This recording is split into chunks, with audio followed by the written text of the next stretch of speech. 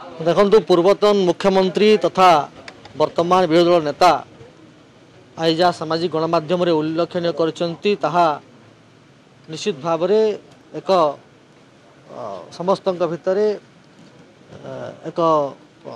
क्या आम कौन कहवा एक हास्यास्पद कथा बोली मुझे कहबी जे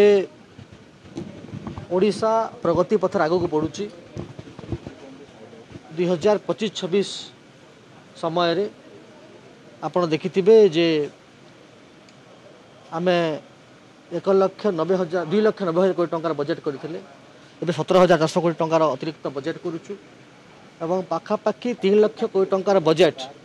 जो आमे ओडिशा पाई जो सरकार प्रस्तुत करिछि एहा निजे ही ओडिशार प्रगति को सूचौछि 3 लाख कोटी टंकार बजेट हेबा को साधारण कथा नुहे। तो ओडिशा प्रगति पथरे आगे चलुछि। आम सरकार कृषक सहित अच्छी, आम सरकार महिला सहित अच्छी, आम सरकार गरीब लोकंकर हिताधिकारी योजना सब काम करुच्ची। आम सरकार आपण देखिथिबे जे युवक मानक पई काम करुच्ची, प्रत्येक वर्ग मानक पई आम सरकार काम करुच्ची। एवं आमर बजेट जते बेले आम बजेट आनिथिलु आम बजेट सेते बेलुठु महिलांकर प्रति शिशु मानक प्रति आपण देखिथिबे कृषक मानक पई आपण देखिथिबे जे एजुकेशन पई हेल्थ पई प्राइमरी फोकस रे अच्छी। तो निश्चित भाव में एवं तो विधानसभा चली एवं निजे से विरोधी दल नेता अच्छा मान्यवर पूर्वतन मुख्यमंत्री से आसिकी विधानसभा जुक्ति उपस्थापन करूँ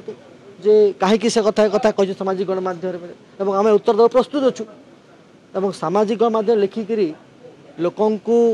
मिछ कथा कही भुआ बुलेइले लोक जानी सारे विधानसभा कथा आसिक कथा रखु आम उत्तर देव प्रस्तुत अच्छु। आम एथर 17,400 कोटी टका अतिरिक्त बजेट करुचु एवं निश्चित भाव में 17,400 कोटी टकर बजेट लोक सुहाइब एवं प्रगति पथरे ओडिशा को आहरी आगक नेब जो आम स्वप्न अच्छी विकसित ओडिशा करूँ से एक निश्चित सहायक हम किसी कमी ना से कथा तो मुझे कहूँ से कथा आसिक विधानसभा चलला बेले तार कथा रखु आम तार उत्तर देव प्रस्तुत अच्छु।